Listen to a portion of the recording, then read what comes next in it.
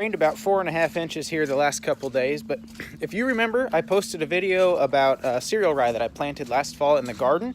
I'm going to show you what it's looking like now. This is the garden right here. You can see the boundary of it. This was a cornfield last year out there. Right here, we tilled this up and we just threw seed out and didn't do anything with it. And it would be taller, but we actually hit it with the lawnmower whenever we were mowing the yard. So you can see where it got clipped at.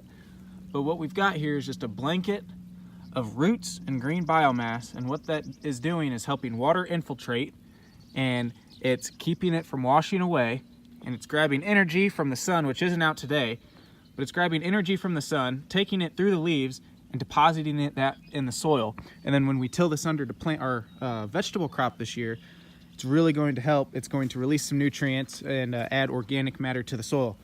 What I found very interesting, this was the garden, okay? Over here, this used to be a chicken coop, a chicken pen, this old complete junk shed that we need to tear down. We had a little pen here, and I also threw some seed out here. And along this edge, it's just crazy. I mean, this seed is the exact same as that seed. Nothing different. Throw out the same day. This just has so much more nutrients available to it. It's right here by the edge of the shed. It's shaded. And look how much bigger this stuff is. I mean, it is just crazy how healthy this is, that what that chicken manure did to this crop. So what I've learned from this right here compared to that out there, if you've got animal manure and you got it sitting on your dirt, if you have a cover crop that can grab all of those nutrients that are just laying there being unused and put it to work in the leaves, grabbing more sunlight, it's just this huge cycle that continues itself and hopefully continues to grow and enhance the soil. So what I'm saying is I need to get some cow manure or horse manure or something and throw it out on this instead of using just like a 12, a dry fertilizer that you'd buy from a farm store. So maybe I need to buy more chickens again. Now, this is even more interesting. So this is what was growing where the chicken coop was.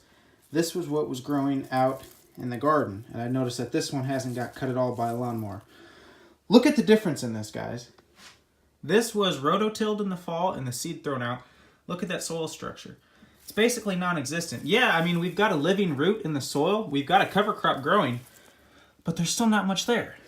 And then this soil hasn't been disturbed in, well, it's been in grass, and then it had a chicken coop on it. So, I mean, it's basically native prairie, if you want to call it that.